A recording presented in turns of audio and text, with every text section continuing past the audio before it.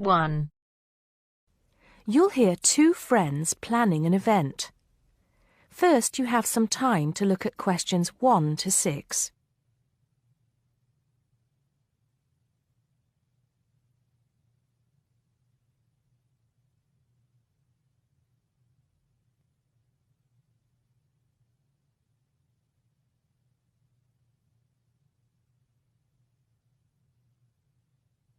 Now we shall begin.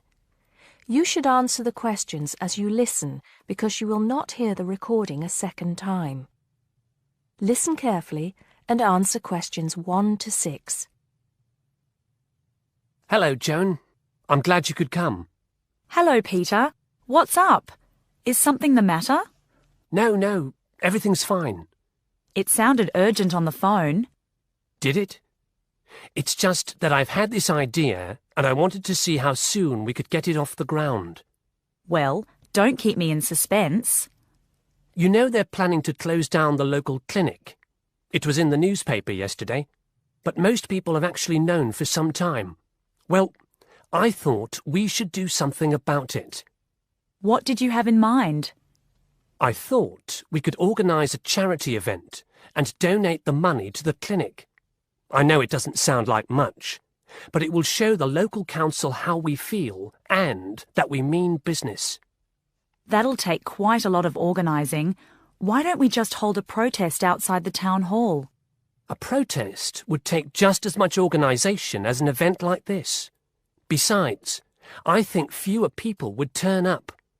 A village fair or something like that would attract more people and get money for the clinic. People are more generous when they're enjoying themselves. OK then, it sounds good to me. How do we start? First, we put our heads together and come up with a list of people who'll be willing to help and people who can provide us with some of the things we need. For example, we might need a caterer to provide refreshments, a rock band for entertainment, tents and so on. Then, we do a lot of telephoning around and try to get everybody together at the same time in the same place. Sounds like a lot of work to me. That's only the beginning. First things first, though. Let's decide now on who to get to the initial meeting and where and when to hold it. Fine. Well, the village hall would be the best place to have the meeting. It's not as big as the youth club, but it's warmer. There'll be no problem getting permission to use it, but I suppose it depends on how many people we invite. We don't want too many, otherwise the meeting will go on too long and nothing will get decided. But the village hall is a good idea. It's more official than having it in someone's living room. How many?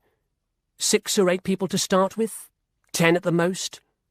OK, now we have to decide on a suitable day and time. Suitable to everybody, I mean. A Saturday or Sunday would seem to be the best choice because people aren't at work on those days. But they may not like the idea of giving up a part of their weekend for a meeting. Unless we persuade them it's for a good cause, or that it's to their advantage, and that it'll all be a lot of fun. We'll provide refreshments, of course.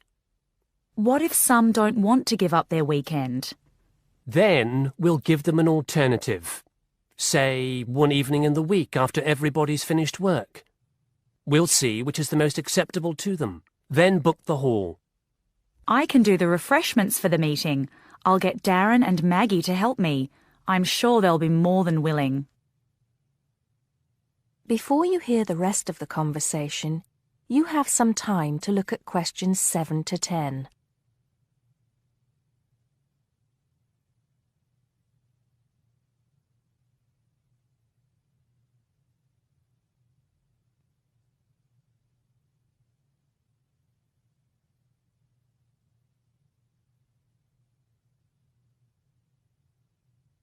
Now listen and answer questions 7 to 10.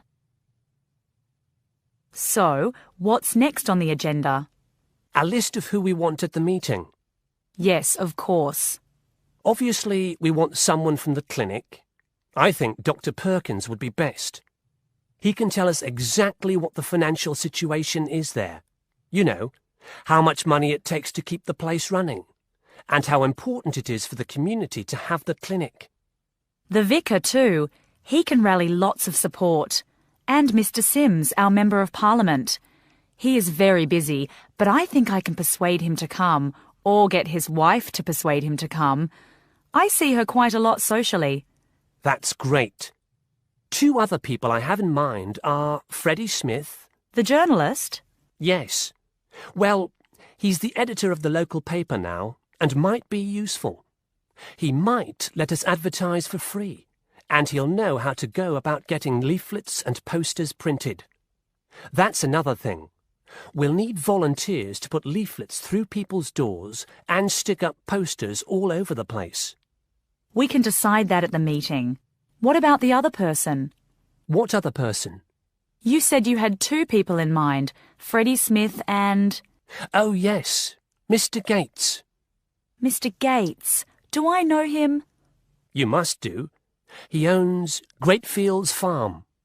We need a large area to hold the fete. Right. So how many have we got then? 7 or 8? There's Dr. Perkins, Mr. Sims, that journalist. Freddie Smith, you mean? Yes, him. And the vicar and Mr. Gates, the farmer. That's only 5. There's you and me. That's 7.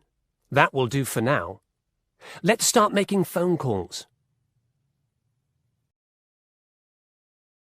That is the end of part 1.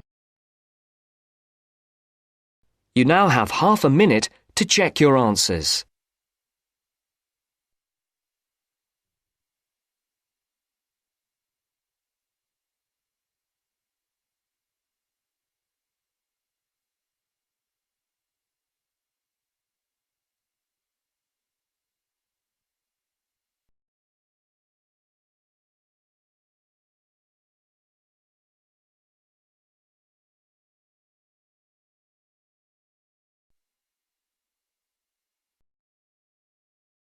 Now turns to part 2. Part 2. You are going to hear a talk given by Madeline. She is going to introduce the recreational facilities on campus and in town. First, you have some time to look at questions 11 to 16.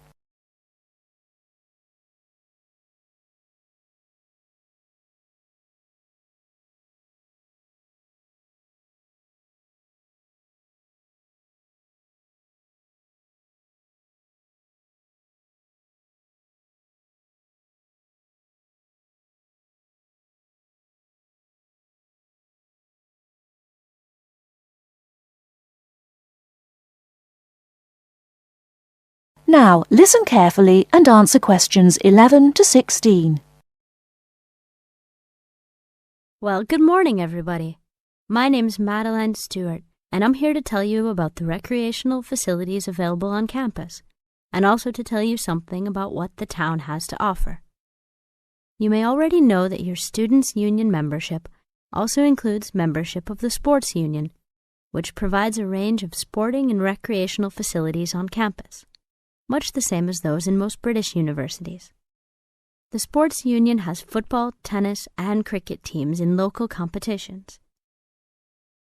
And really, most sports are catered for in some way on campus, even if they're just social matches. In the building itself, there are fitness classes and a full gym, including weights. The Sports Union can also provide cheap tickets to some major sporting events. And to keep you up to date with everything available, there's a weekly newsletter distributed around the campus. You should check this to find out the names and phone numbers of the contact people for each sport or activity you're interested in. Yes, did you have a question? Yes, apart from what you've just said, does the Sports Union offer individual help in any of its activities, for example, in getting fit and healthy? Yes, we do. The Sports Union has a fitness assessment clinic every Friday, staffed by the resident sports trainer, who can provide advice on the best program for you and refer you to various charts. I'm sure you all realize that for any medical assessment or health problem, you should go to the University Medical Service. The sports trainer can also advise you on a suitable training program using the weights. And now on to Ashbury. Before you hear the rest of the talk, you have some time to look at questions 17 to 20.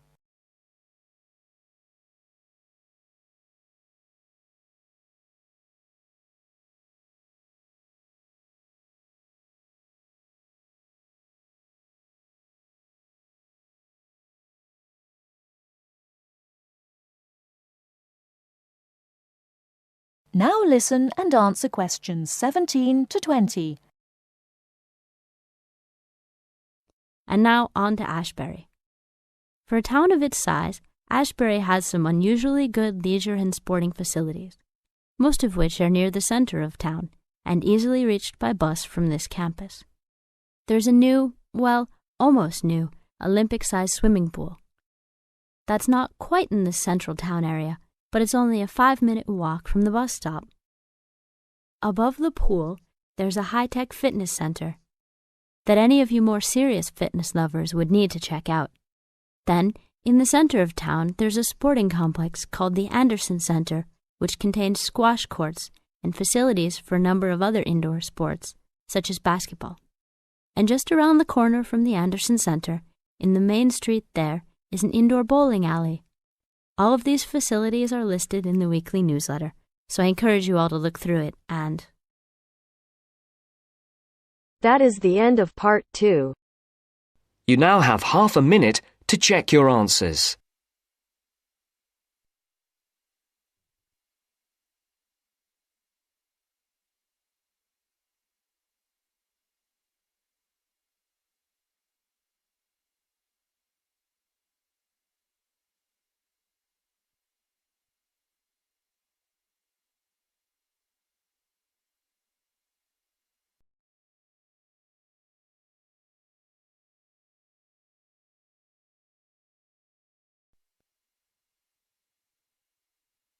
Now turns to part 3. Part 3. You'll hear a lecturer talking to students about America in the 1960s. You have some time to look at questions 21 to 26.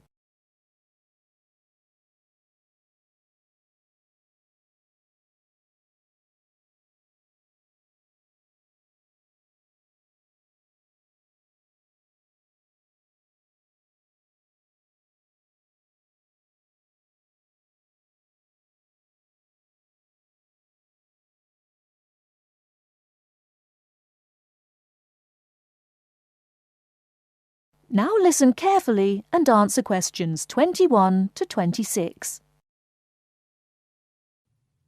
We begin our examination of America in the 1960s with the usual caution. There is no sense in trying to understand any decade without looking at what came before. Those of you who still have outstanding coursework on the 1950s would do well to complete it now, if for no other reason than it will help make sense of the next series of lectures. But we must press on, and I'd like to begin my talk about the 60s with a reference to one of those things that came before, the post-war baby boom. With the end of the Second World War in 1945, there began in the USA an era of perceived prosperity and security. In short, people started to feel that the world was a much better and safer place to bring up children. So, at the start of the 60s, all those children born in the baby boom, 70 million in the US alone, were teenagers. As the 60s progressed, and as this large number of people approached adulthood, there was a noticeable shift in the balance of power, and young people began to have a voice in ways that were not considered possible in the more conservative atmosphere of the preceding decade. Things were moving forward at a rapid pace. The literature of the time brought out all the taboos. Everything was covered, such as race in, for example, the book To Kill a Mockingbird. The role of women changed, and equality for women, well, let's just say that once certain books were published, women were no longer going to be satisfied with their roles as devoted wives and mothers. Through literature alone, the whole fabric of society was challenged, and by the end of the 60s, things would never again be as they had pretty much been for the preceding 40 years. It was a decade of protest, civil rights protests, feminism, the rights of minorities, the Vietnam War. All these causes led to peaceful and not so peaceful protests on college campuses and elsewhere. People had been given freedom of speech and they were going to use it. The crime rate rose to 9 times what it was in the 50s, as respect for the old order faded away. But it was also a time of great development. In medicine, the 60s saw the first heart transplant. In technology and the space race, where we saw the first American in orbit and lasers being invented at the start of the decade, and the first man on the moon, and the first primitive internet at the end. Before you hear the rest of the talk, you have some time to look at questions 27 to 30.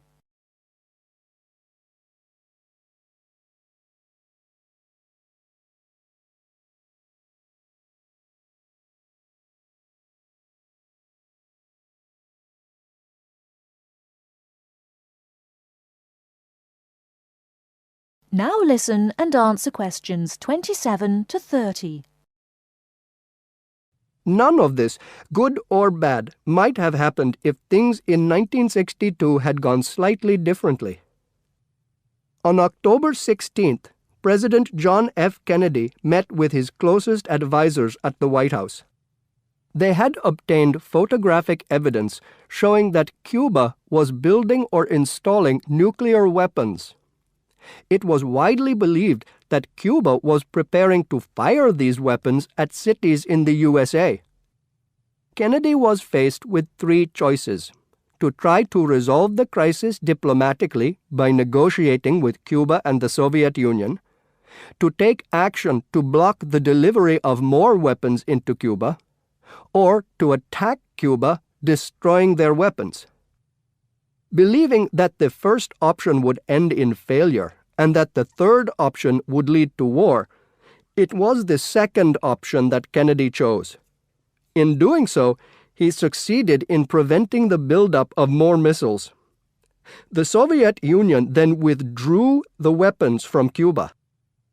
Most historians agree that if Kennedy had acted differently, the episode would have led to a full-scale nuclear war between the United States and the Soviet Union. Millions would have died, and the world would have been changed beyond recognition. That is the end of part 3. You now have half a minute to check your answers.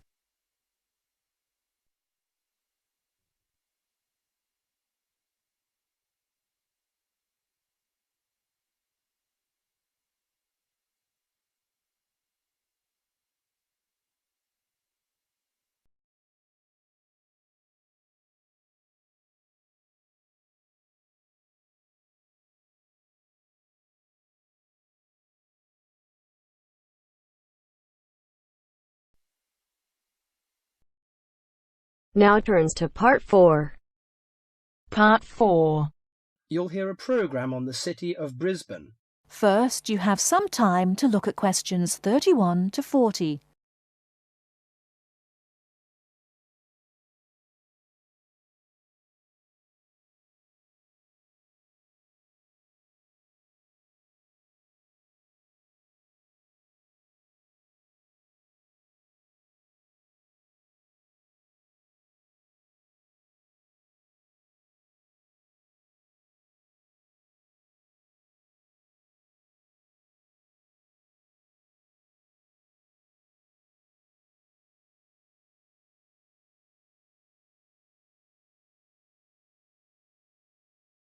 Now listen carefully and answer questions 31 to 40. Today in our Around the World programme, Mr. White is going to recommend a charming city to you, Brisbane. Good morning, ladies and gentlemen. Have you ever been to Brisbane? Well, if you are looking for a mild climate, a relaxed atmosphere, and a lot of culture, Brisbane might be the place for you. Its sunny cafes and offshore islands attract surfers and sun lovers, but it is also the arts capital of Queensland, with many museums and art galleries. This thriving artistic setting mixes well with Brisbane's beach town atmosphere. Together, these two qualities make Brisbane a very desirable place to live. No wonder since 1980 over 500,000 Australians have moved here. Brisbane is now Australia's third largest city. English settlers living in Australia established Brisbane in 1842. At that time, more than 100,000 Aboriginal Australians were living in Queensland. As the settlers discovered Queensland's resources, more and more of them moved in. Regretfully, the settlers drove the Aboriginal Australians from their lands. By 1859, Brisbane had grown into a prosperous city. In 1988, the world watched as Brisbane hosted the World Expo. This international fair showcased new technology, but it also showed off the city of Brisbane to the world. Brisbane also hosts a wide range of events year-round. In April, everyone can enjoy a few laughs at the Comedy Festival, and movie lovers will enjoy a film festival that takes place every August. For 2 weeks in September, there is an outdoor festival of the arts. In October, a music festival draws a large crowd. And in January, you can see Brisbane's most bizarre event. You may be surprised to hear that. The annual cockroach races. That's right, people really do train and race cockroaches. Brisbane's nice climate and compact design makes it easy to explore on foot. Follow the golden arrows in a footpath around the city centre. This will lead you on a tour of Brisbane's historical district. From the city centre, take a boat across the Brisbane River to South Bank. This area is popular for its bike paths, beach and weekend market. Hundreds of artists display their wares at this market. It's a great place to pick up some interesting handicrafts. Well, I think what you must be interested in is the unique native animals. Yes, you shouldn't visit Australia without seeing its trademark animals, the koala and kangaroo. The Lone Pine Koala Sanctuary has both. It is located just outside the city centre in beautiful parkland. You can hold one of the park's 130 koalas or feed the kangaroos. Another quiet refuge from the city is Mount Coot-tha, about 8 kilometres from Brisbane. On a clear day, it offers spectacular views of the city. It also has hiking trails and beautiful gardens. Along the Brisbane River, a sunset cruise is also very relaxing. The areas around Brisbane are impressive. A coastal drive south of Brisbane will take you along the Gold Coast. This famous coastline boasts some of Australia's best beaches. Stradbroke Island is another easy day trip from Brisbane. A cliff on the island called Point Lookout offers a great view. From there you can see dolphins swimming below. Brisbane Forest Park, to the north of Brisbane, is a great place for hiking and camping. These great getaways, along with Brisbane's own laid-back charm, make this city an ideal place to visit. That is the end of part 4.